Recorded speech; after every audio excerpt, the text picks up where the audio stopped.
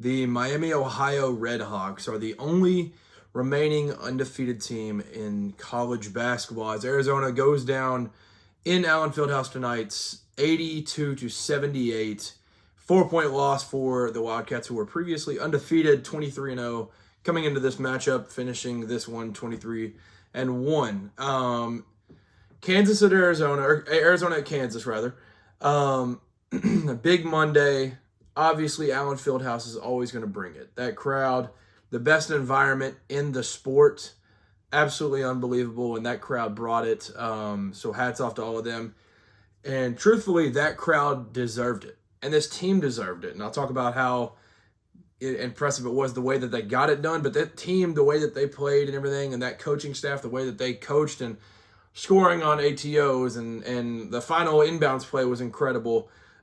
Hitting free throws down the stretch was very, very important. Everybody involved with the entire Kansas Jayhawk program deserved this win tonight. And for Arizona, you were just kind of due at some point. Obviously, it's going to be extremely tough to go undefeated, and especially going undefeated in this Big 12.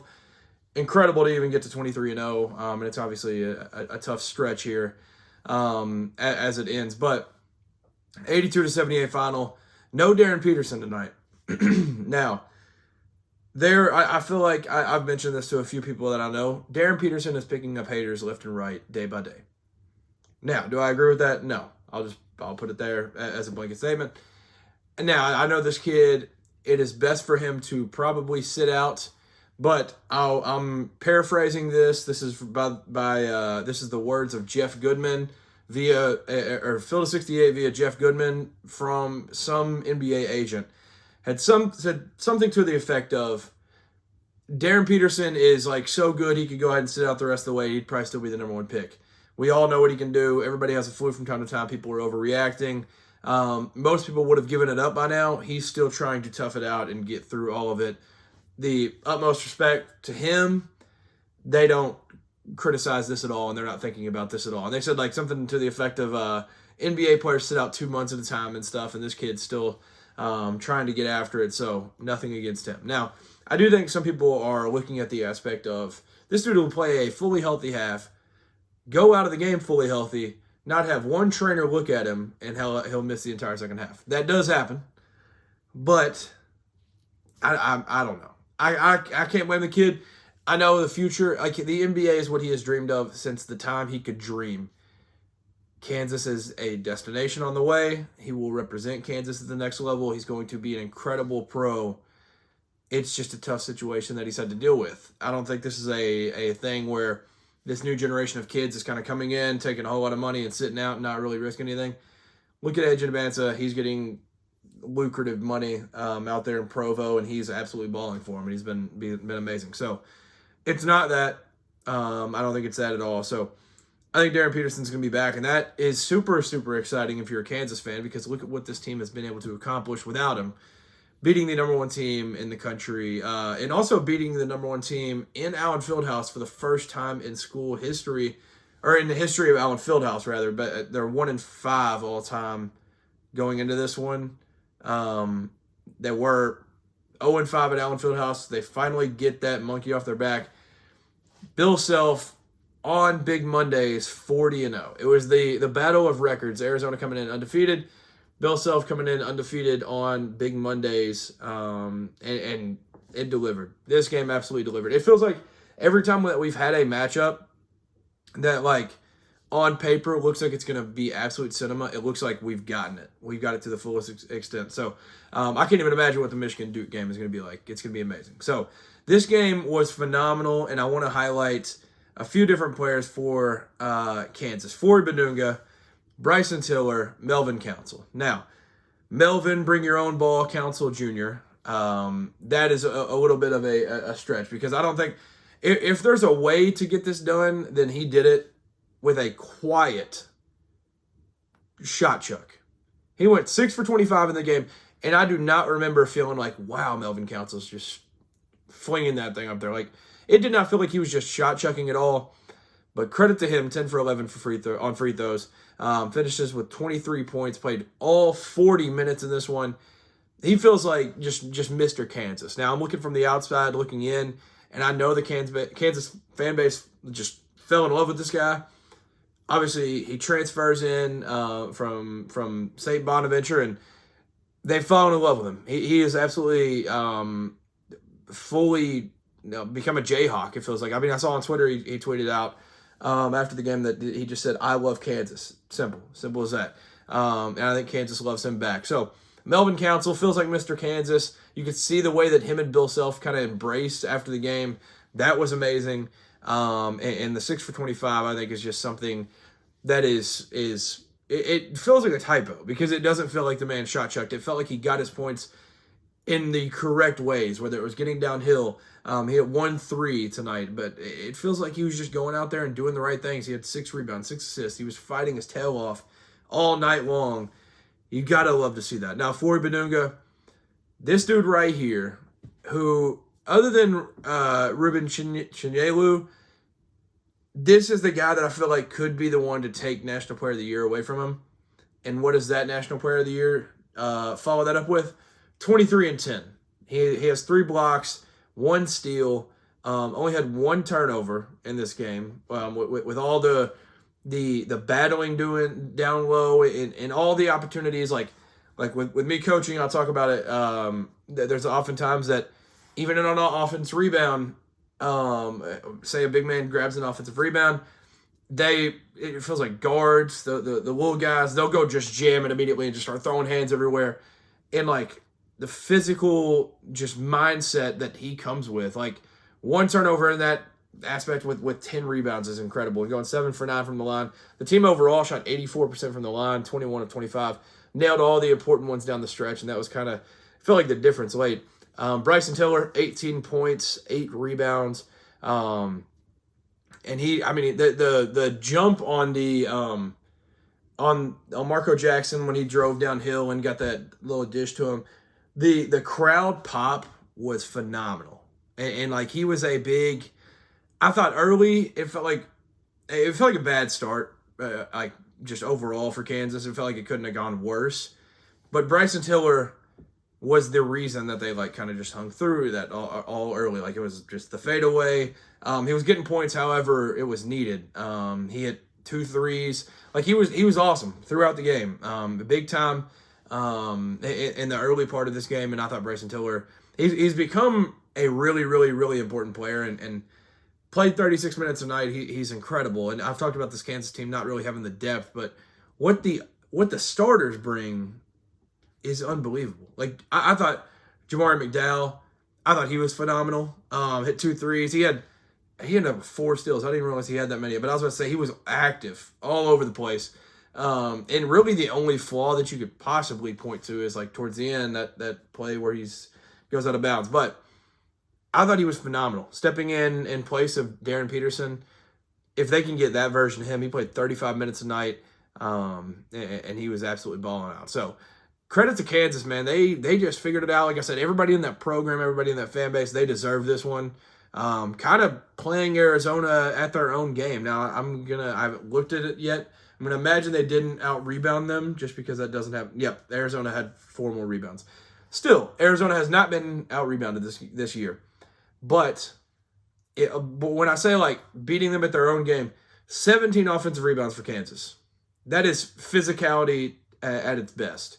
Offensive rebounds, if you don't necessarily follow the analytical side of basketball and you just like hoops, I will mention offensive rebounds are kind of the name of the game at this point. That's a big factor that the NBA has looked into. And I've done, like, some different stuff looking at it, and it's like there's just a bunch of different stats that just indicate that offensive rebounds are essentially the best thing that you can get. You had 17 offensive rebounds tonight in Allen Fieldhouse, which makes up for a few more points, I would say. Bill Self credited the win to the crowd tonight, saying, like, we didn't play our best. We were able to have them not play their best. This crowd won this game tonight. If you can go out there and get 17 offensive rebounds, I promise you, it's going to take a miracle to ever beat that team. So if this physicality can carry on and continue throughout the rest of this season, like, there is no limit for this team. Now, I think I saw them as high as the top of the 3 seeds, but now you're looking at a territory where maybe this Kansas team, even without Darren Peterson, is a 2 seed. And that could be a legit scenario. Now, they'll go to Iowa State, to Oklahoma State, at Arizona later in the year, and at Arizona State. Those are all not going to be easy. They will also welcome in Houston, which is not going to be easy. And then they have a couple others that they're just going to have to deal with. But there's a legit world where this team, even when Darren Peterson's not playing and all this, like, there's a legit shot that they're a 2 seed. And they're going to be a team that's going to win games in March because they don't necessarily rely on any particular thing. Like, it feels like they can kind of just adapt to whatever. Like, they only shot 15 threes tonight. They hit 5 of them. Like that's perfectly fine. But they go to the line, go to charity stripe, hit their free throws. Arizona did not. That's the difference in the game. Now, not every team's going to be as good as Arizona, and I want to highlight that to where it doesn't sound like I'm absolutely just crapping on them because they were 23-0 for a reason. They're 23-1 for a reason. Like, this team is absolutely legit. Braden Burry is on the road. When he got the and one in the second half, I was like, oh shoot, this one might be wraps. But no, he goes in and he balls out start to finish, and it didn't feel like they necessarily went away from him, but it felt like Jaden Bradley was more of a closer late in these games. But in this one, it was Braden Burry's. Like, it felt like they were just like, you know what? Go get one. Go get a bucket. He had 25. Krivas had 14. Karchenkov had 13. I thought they were phenomenal. I thought they played really, really well together tonight, even with one of the best defensive bigs in the entire country right there in Floyd Badunga, right around them. But Jaden Bradley, it wasn't his best outing. I mean, you can keep it a buck with that.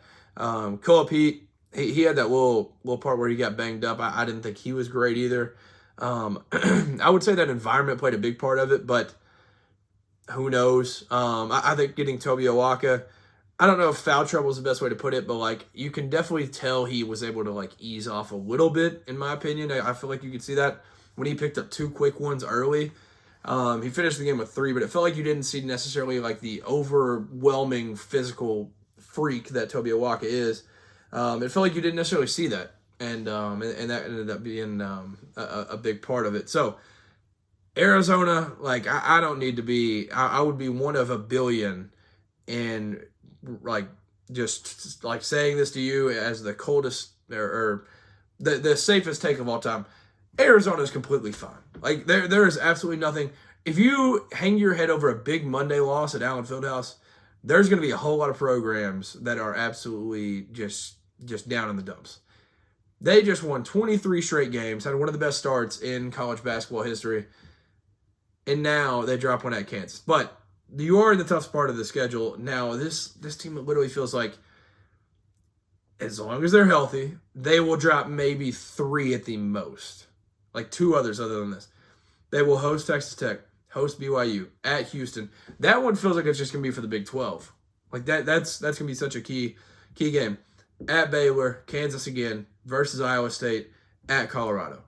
Like, they were due, like I said earlier in this, and they'll be perfectly fine. And I mentioned their front court, like 45 rebounds a night. That they're going to out-rebound everybody that they play. I guess the one thing that you could say is like kind of take care of it, but like you can look at on ESPN, they have the percent lead or percent led. The percent that they led this game, 71%. Like, can't hang your head over it. Like, you can't at all. And I don't think this is anything where you can say like, oh, the refs kind of impacted good or bad for either side, but who knows? Maybe Arizona fans will find out a way to make that. But I don't know. This just feels like to me like very similar. And obviously the others are rivalry, so it's not quite the same thing. But it felt like similar to the North Carolina and Duke game. But hey, North Carolina, take notes. Allen Fieldhouse, they did not storm the court. So shout out to you, Allen Fieldhouse. But it feels like that game where it was just like a team that Kansas didn't need this win. And neither did, I don't think North Carolina necessarily needed that win. It definitely boosted them a ton. But like, it felt like both of these games that I'm referring to, like, it was a home team that had a crowd that was extremely, extremely, extremely desperate for the win, that they would do anything in the world to be able to get this win. And it felt like the team has matched the energy in both of those outings That's exactly what I feel like happened in this one. They were desperate for it, and they went out and got it. So great stuff out of Kansas. 23-1 now for Arizona. And we may see a rare case that this is how I think it should be. It probably will not be, but where a team loses and keeps their number one ranking. Because it literally, the poll came out today. They will go this weekend, play again. They play versus Texas Tech. They're going to win that game. And they'll be one of the top teams in the entire country when it comes to Selection Sunday, which we are now, I guess as I'm filming this, 33 days away. Yeah, 33 days away from Selection Sunday. So, lot of fun stuff there. Louisville beats NC State in a bloodbath, 118-77. 118 points in an ACC conference game. Now, this popped up on the broadcast, and I have zero clue how in the world this is a reality. There have been 118 is tied in a 5-way tie for the most in ACC conference play history in a conference game. Like, how in the world does that? But I mean, some overtime games probably happen, but 118 in regulation is absolutely stupid. That is unbelievable. 41-point win.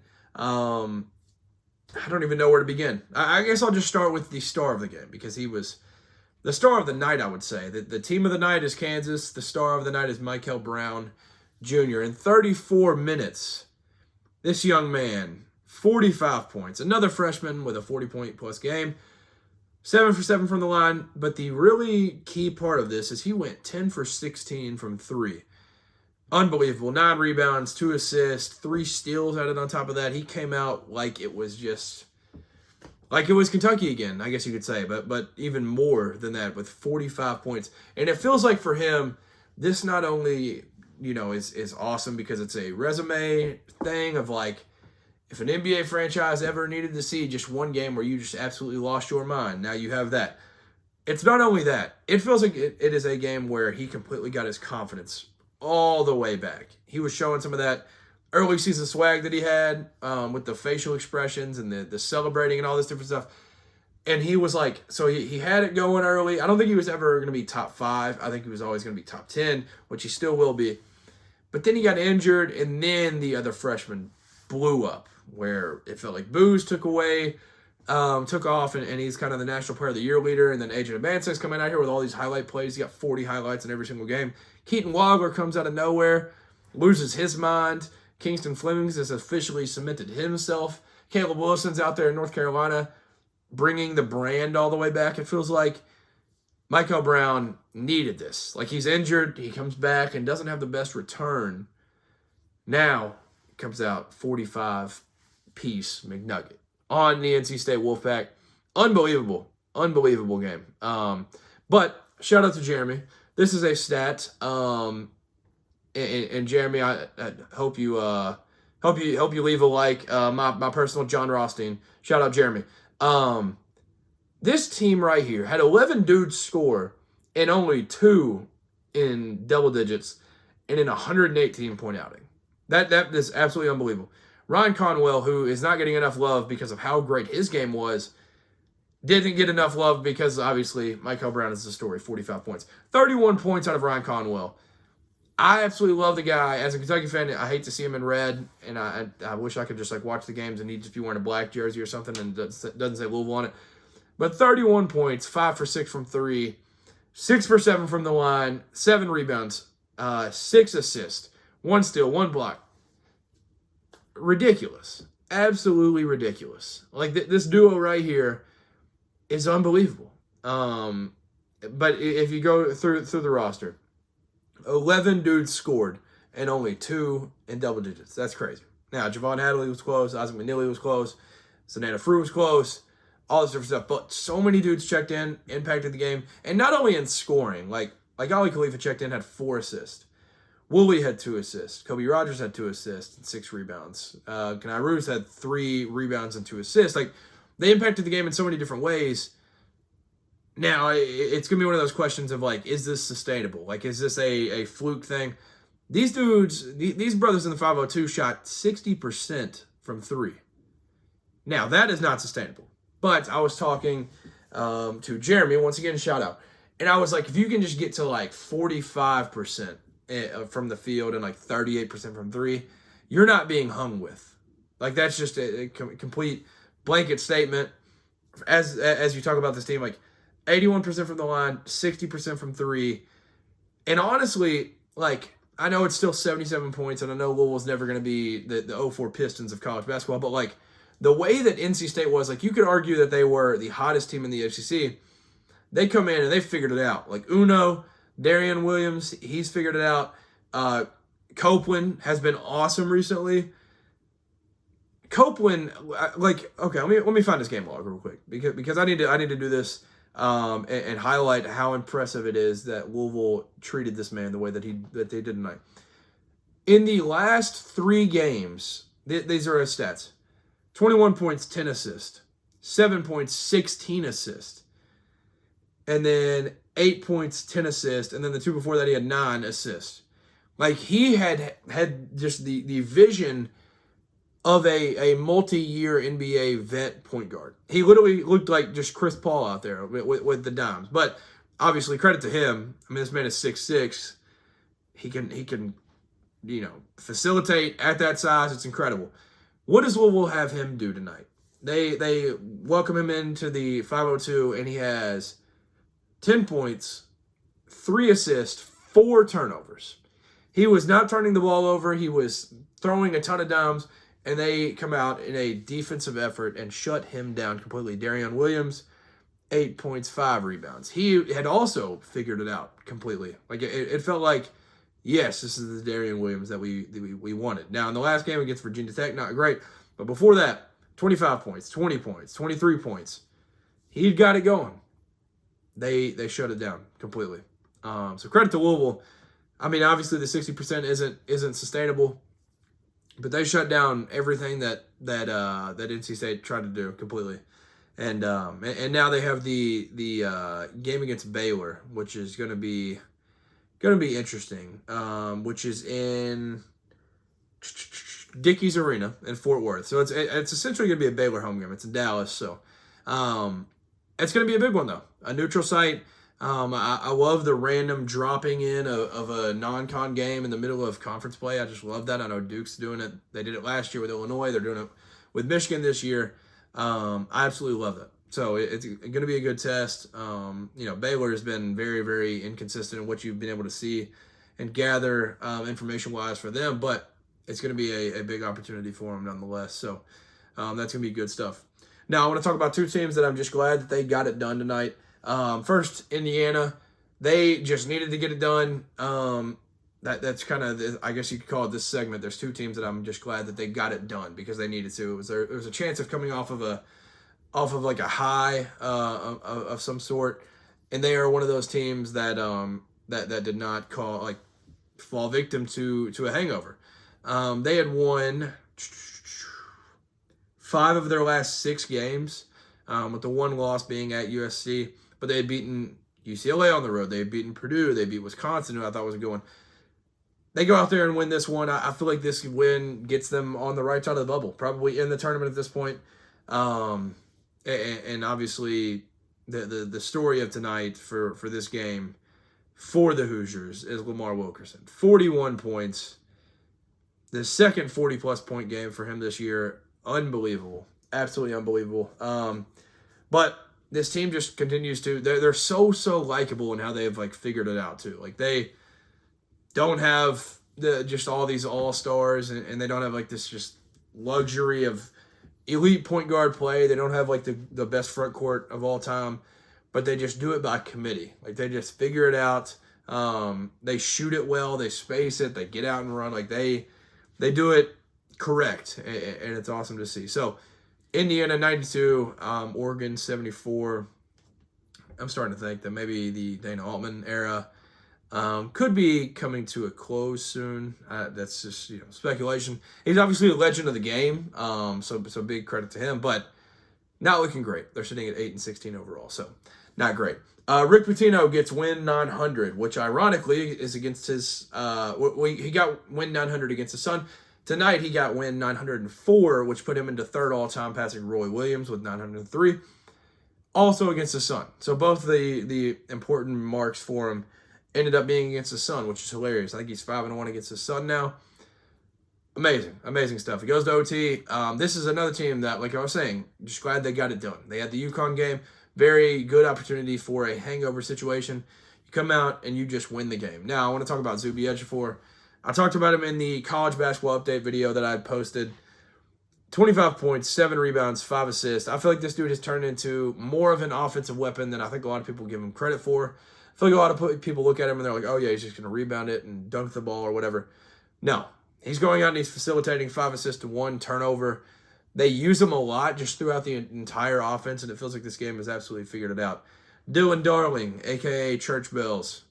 34 minutes played tonight, 16 points, 5 rebounds, 4 assists. He's an absolute go-getter. Like, he's a lot of fun to watch. Big win for St. John's in this one. And, yeah, it's just another win that you just got to go get, sitting at 19-5 now. And it's a team that early on in the year, they were kind of written off, labeled disappointing, all this different stuff. Like 19-5, 12-1 in Big East play. Great win to be able to kind of stay on your high horse and be able to win this game. Keep the vibes rolling. Big time win. And obviously they have the other UConn game that they'll play in Connecticut. But, you know, this was just one of those that you got to win. You always got to beat your son, too. That's always one you got to snag. Lastly, for tonight, just because this happened today as well, Charles Bediako is officially ineligible. They ruled it bullcrap that he was able to play. I completely agree. I'm very, very excited about that being the case. Now, I don't think this puts an end to it. I don't think that's the case at all. But Charles Bediako is ineligible. Now, what does the NCAA do about that? I don't know what it's going to look like. But what I hope, personally, if the Jump Sports is able to control what this entire outcome ended up being like, I would say keep the losses, vacate the wins. That's what I feel like should happen. It is absolutely ridiculous. He is a legit pro that came back. You cannot do that. Now, the European stuff, that's completely different because those guys aren't on the same level. They're trying to get over to where they can get to that level. Charles chose to forego his eligibility. You can't come back now. Like, it's just ridiculous. I feel like it's beating a dead horse at this point, but Charles Bediako ineligible, so now the country celebrates. And it wasn't like, I mean, he was going to be a huge bonus for Alabama, but I don't think that hoisted them into a national title contender. It was giving Nate Oates a little bit of an edge that I think he was really, really dying for front court wise because it wasn't necessarily panning out, and he did give them that. Like, he's a legit lob threat, a really, really good college player. Or I would say really, really good. I would say really good. He's really good for what they want to do too. Like when they set those high ball screens, if you drop and you go beneath that, they can let these guards let it fly. If you go over the top of it or you have a miscommunication there, they're throwing a lob to Charles Bediako, and he's always going to slam that. So, weird situation. Very, very weird. I never agreed with it for 1 second. Now it is officially done. That saga is completely over. A lot of fun stuff coming in the future because, you know, Amari Bailey, there's a lot of guys that are just going to keep trying this, and I hope that the NCAA and frankly just the U.S. government steps in and just says, no, this is absolutely ridiculous. So, Charles Bediako is out. You know, best of luck. I'll say this: best of luck for him to him going forward. I hope he gets pro contracts, and I hope maybe if it's his wish, he goes overseas and has a great long career. All this, but college basketball is done. It is done. Go play professional basketball somewhere overseas in the G League, whatever it may be. Go play basketball somewhere else. That's all I'm asking. Now, a couple of games I want to highlight tomorrow. We have a game tomorrow, so I will not be able to watch some of these games, but I am excited about kind of seeing what the recap of these was, and I'll obviously watch a couple of these back. Purdue at Nebraska. That is going to be absolute cinema. Nebraska is a 2.5-point favorite. Purdue's really, it feels like they're trying to get back on track. I feel like Nebraska is towards the bottom of teams that you want to like be able to try to get back on track with. I feel like Nebraska might roll. They're only a 2.5-point favorite, but Nebraska might roll in that one. It's going to be a fun game, nonetheless. That's going to be a game of fundamentals. I'll tell you that much. North Carolina at Miami. This one's going to be phenomenal. I'm a huge fan of Jay Lucas. Obviously, Jay Lucas coming from Duke, he's going to have some hatred for North Carolina. UNC's a 1.5-point favorite. This is also, like I said, with Indiana, with St. John's, perfect letdown spot after your high of beating Duke and storming the court not once but twice. Go to Miami, a Miami team that's sitting at 18-5, 7-3 in conference play. 1.5-point favorite on the road. That's one of those that you could definitely slip up and drop. BYU at Baylor, 3.5-point favorite. That one's going to be a lot of fun. Foster Pavilion's not necessarily the most terrifying sight of all time, but it's a Baylor team that is desperate, and that's a scary thing. Scott Drew, an amazing coach, and he's going to coach these guys as hard as he possibly can to be able to beat BYU. I feel like BYU is probably going to go in and kind of get back on track. I feel like they're gonna win this one comfortably. Vanderbilt at Auburn. Auburn is a 3.5-point favorite. So Vanderbilt, they started 17-0, I think it was. Now sitting at 19-4. That's gonna be a fun one. Vanderbilt could really, really use this one as a full vibe switch back to where they want to be. But it's not gonna be easy going into Neville, because it's always a crazy place. Welcome to the jungle, as John Rothstein would say. And then lastly, I guess the last one I'll mention is Iowa State at TCU, just because this one is a very tough place to play. It reminds me of the old Baylor Arena.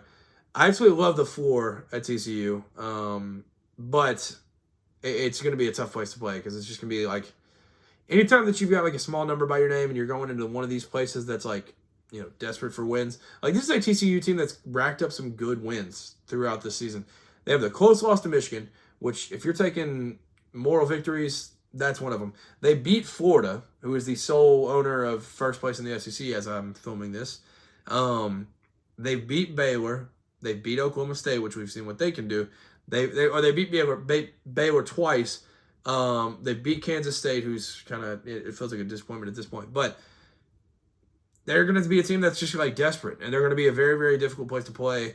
So traveling to Fort Worth and playing that one is going to be difficult. So a lot of fun tomorrow. Tomorrow's going to be a blast. Some good games throughout the rest of this week. Now, with coaching, I'll be back after the season a ton.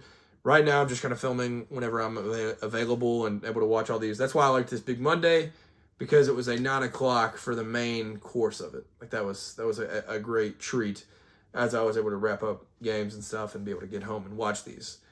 Congrats to Rick Pitino. Congrats to Mikel Brown. And congrats to all of the Kansas Jayhawks. Peace.